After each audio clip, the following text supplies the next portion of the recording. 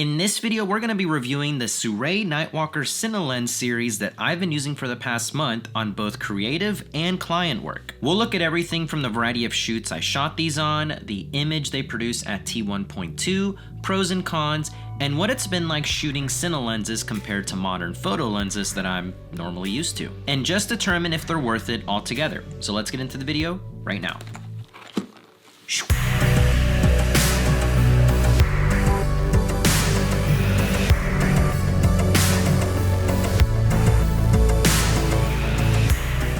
Okay, first a quick disclosure, Sirui did send me this lens set free of charge, but they're not monitoring anything I say in this video. Like always, everything I mentioned in this video has just been based on my real world experience using these for the past month.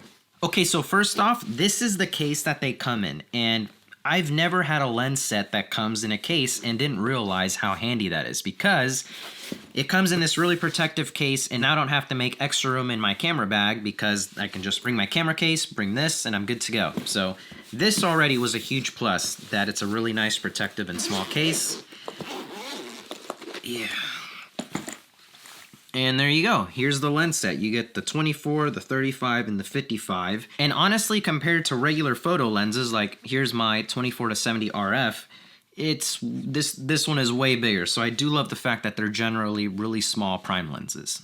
Okay, so let's talk a little bit of specs about these. These are fully manual focus cine lenses that have a t-stop of 1.2. In other words, they have a really bright aperture, which is super convenient for low light scenes or really compressing your subject. And because I got so many questions about this on another video that I made using a cine lens, I'm gonna give you a technical description on what a t-stop is versus an f-stop. A t-stop represents an actual amount of light passing through a camera lens and reaching the sensor, while an f-stop is a theoretical measurement of the lens aperture. Another thing worth mentioning, which is in the name of them, these are fully manual focus lenses. So there's no electronic parts in here whatsoever, no image stabilization, no autofocus, none of that. So it's definitely something you have to get used to if you're coming from your regular photography lenses that most of them have: stabilization, autofocus, other features, control rings, things like that. Another thing is that these are super 35mm lenses. In other words, they are not for full frame cameras, but I did use them entirely on my Canon R5C, which is a full frame camera. Now here's what's really interesting. Up until this point, now having this camera for about a year, I've never really gone into super 35 mode. I'm like, why would I use that? I have full frame lenses. I want to get the most out of them, you know, like this 24 to 70 or the 15 to 35 that I have, that I exclusively pretty much use now. Having these lenses pretty much has opened up a whole new side of my camera, because now I put my camera into super 35 mode, and here's another pro again of oversampled sensor cameras. Because it has an 8K sensor,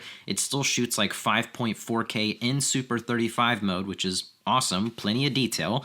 And these look great. If anything, the image looks even a little bit softer and more cinematic than the super crisp oversampled 8K image when shooting in the 4K modes from like the full frame lenses. And so I really honestly almost prefer the look now. So if you have a full frame camera, don't completely write these off immediately, because you might still enjoy it just the same. So as you can see, another big perk is the fact that they're relatively all the same size and weight. I busted out my coffee scale to make sure, and the 24 and the 35 are basically like 0.2 of an ounce difference, and then the 55mm is 2 ounces heavier, but still they're all the same size. So if you have these on like a focus rig or something like that, it's not going to change whenever you swap out the lenses. And then if you have these on a gimbal, you can probably get away with just swapping them and then being good to go without having to rebalance and all that. And then another big thing is they're all the same thread size. And so these come in at 67mm, and what I did is I actually bought 67 to 77mm step-up rings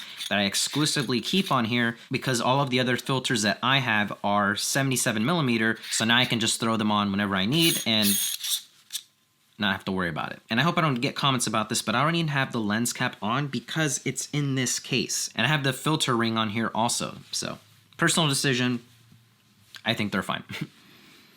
All right, so let's talk about the image in general that you get from these lenses. The image out of these just looks really soft and dreamy and cinematic in a good way. When I say soft, I don't mean it's like clinically sharp like something like this. Like this is one of the most sharpest lenses I've ever used, this Canon RF 24 to 70. These are sharp in a very different way. It's just like a softer, nicer, very accurate image. It's really hard to explain, but they're really sharp even at T1.2, which is really nice. And whenever I wasn't even using focus peaking, I could just see on the monitor, I'm like, wow, I can tell I'm in focus because I can clearly see my subject's eyes at T1.2. And sure enough, when I would watch it back on the computer, it looks perfectly sharp. I actually had to use this KNF filter system that I made a video on a while back, where I have a circular polarizer in the front, and then I have an ND64 right here, and that was typically enough stops to where I could shoot between 1.2 and 1.8, depending on just kind of the lighting scenarios. But even my regular 2:5 variable ND filter that I would use with the filter ring, step-up ring that I got, was typically not enough, and sometimes I even had to use the ND inside. So for some client work, I would be building a set like this, and being inside, I still had to use my 2:5 ND because it's just so bright. Especially the fact that I did want to film at that shallower depth of field to, really utilize the most out of these lenses, and it's just something, of course, I'm very not used to because these being 2.8, is the opposite. I typically have to add in more light to the scene, things like that. Never use an ND inside, obviously an ND outside, but even for inside, I had to do that. And speaking of, let's talk a little bit more about the low light performance. These being 1.2s for nighttime shooting or low light scenarios are fantastic. I shot an event where the first half of the event, I used my 24-70 like I normally do. I had this as like that same handheld rig where I was just documenting everything going on for the event. And I was at ISO 3200, which is the second dual native ISO for the R5C, but then had to jump to 6400 sometimes. Then I threw these on after I got kind of my main establishing shots, and I could bring my ISO back down to the first dual native ISO, which is the cleanest, at 800. That's a huge difference, especially going from 6400 to 800, being able to shoot at 1.2 and get a really cool different look for this event probably resulted in my favorite types of shots from that night. And even simply getting to do some creative work around my house, one night I took these out to the backyard and I could easily light myself entirely just by the hanging lights that I have in my backyard, or even this crazy scene where I bumped up my camera's ISO to 12,800, had these open at 1.2, and I was simply being lit by moonlight, which is insane to me. I'd never be able to do that with some 2.8 lens or even a 1.4 probably. And of course, if you're shooting at 1.2, you need to try shooting at night with a ton of background lights where you can get that really awesome out of focus bokeh, and it looks incredible. The bokeh from these lenses looks really, really nice. When you're shooting at a low light scene at 1.2, you can isolate your subject, and especially right now, at the time of filming this video during the holidays where there's a bunch of Christmas lights and things like that, I took advantage of that, and the images that I got just look so good. It looks like they're straight out of a Christmas movie.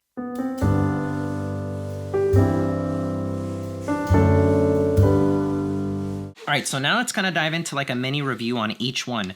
So this is the 24mm prime lens. So this is equivalent to about 34mm on a full frame camera, which 35mm is kind of my favorite all-around focal length. It's just so versatile. So I found myself grabbing the 24mm almost all the time. It's just so easy to use, very versatile for any type of scene. You can get really close to your subject. You can get wide shots, close-up shots, film at 1.2, and you can smash the background and still isolate your subject and get really good compression. It had the sharpest 1.2 stop, in my opinion, from some of my tests that I saw. And this is probably more of a filmmaking preference that I have, but I typically love shots that are wide, that have a shallow depth of field versus compressed telephoto shots that have shallow depth of field. I don't know, I just prefer that look so much more, so that's why this one was also my go-to. I love when I'm so hyped on something because I can just talk endless and endless about it. And if you can't tell, like, I'm super excited on these. Like, no joke. These have been so much fun to shoot with. Yeah, I just have been finding myself bringing these on other client shoots and trying to shoot things with these versus just these, which are so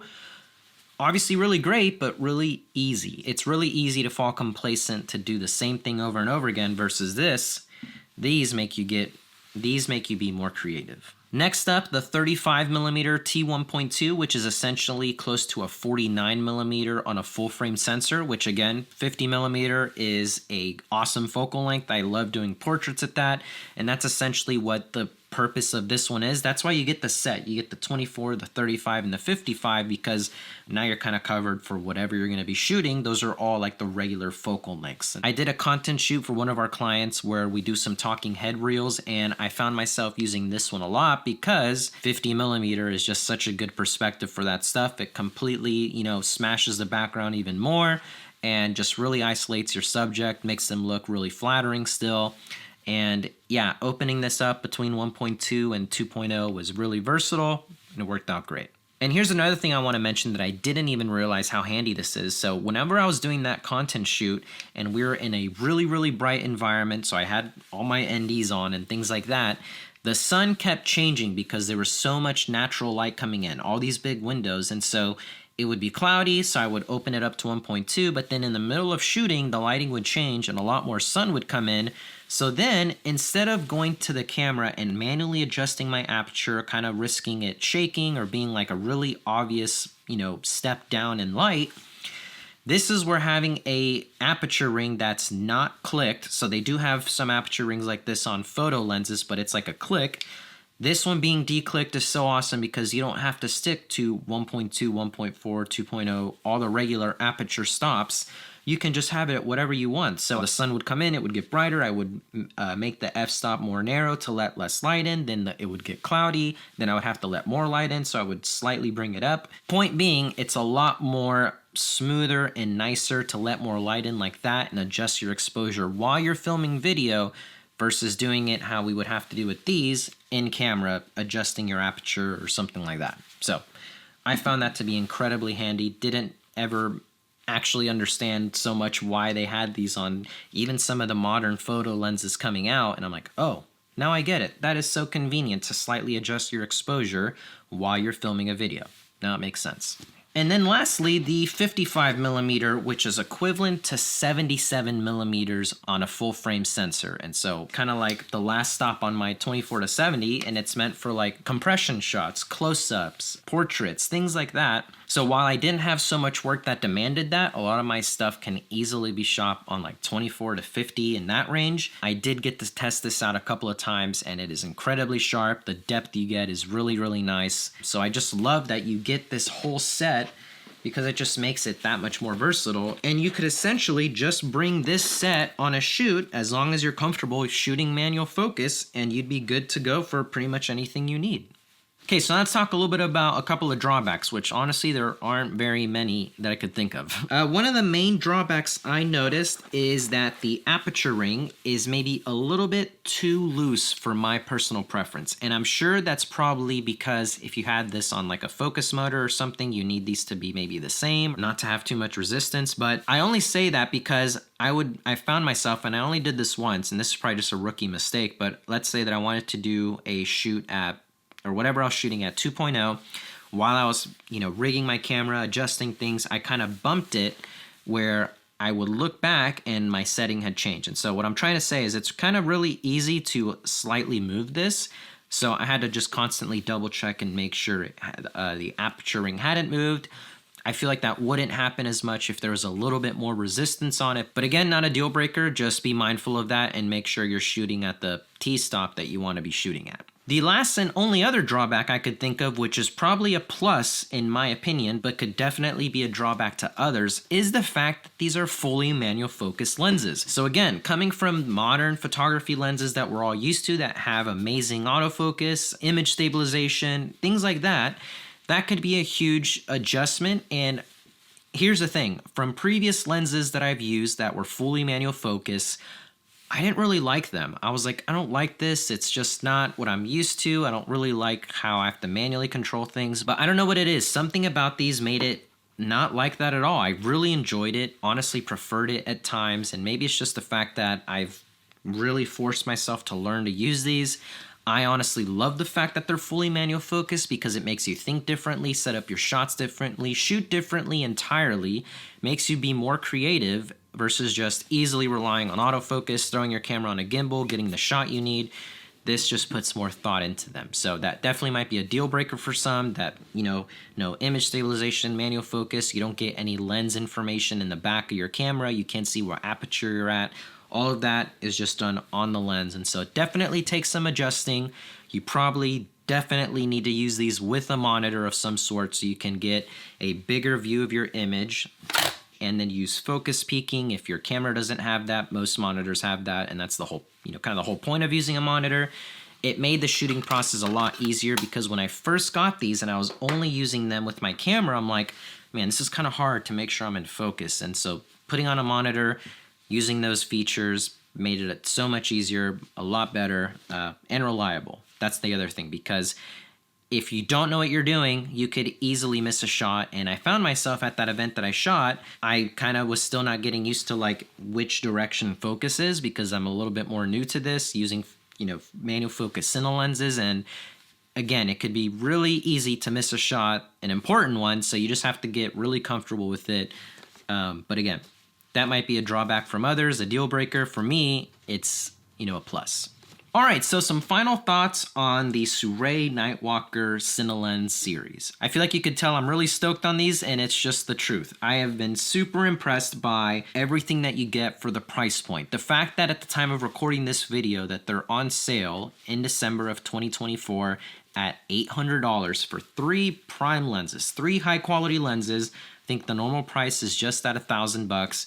Is such a good deal, because most prime lenses, or most professional lenses in general, are around $1,000, give or take. And so the fact that you get this set, a true T1.2 stop, which is incredibly bright and makes these lenses super versatile for low light shooting or nighttime shooting, things like that, I just don't have anything bad to say about them. Like, if you're thinking about it, yeah, I honestly recommend it if you're thinking about getting your first cine lens. And again, don't get discouraged if you use a full frame camera and these are Super 35. I feel like that makes that even more unique, especially if the image out of your Super 35 mode is still really high quality. It looks really good and just makes you think differently and set up your shots more creatively. And I really, really like the fact that I use these on a lot of my client shoots, because it made the final result different. It didn't make it be just the regular fast-paced or slow motion gimbal stuff that I'm kind of like used to producing constantly.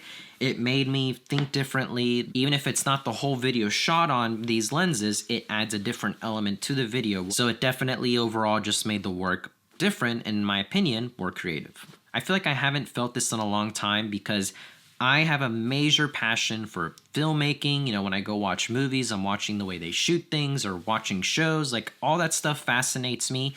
So being able to get almost like my own version of that stuff, whether it's here at home, setting up creative shots, or using them on client work, taking these lenses wherever I go and get shots like that, and then coming back to my computer and just being so impressed by the look, is just something that's so satisfying that I haven't felt in a while. And just, again, kind of reignited that creative flame under me, where I really want to implement more filmmaking style creative shots in our work, in our real estate media work, because no one really does that. It makes your work different. Like I mentioned, that's kind of what I keep coming back to, and just more creatively fulfilling. So leave a like if you enjoyed, comment down your thoughts, subscribe if you haven't already. I would love for you guys to be part of the channel, and I'll see you guys in the next video. See ya.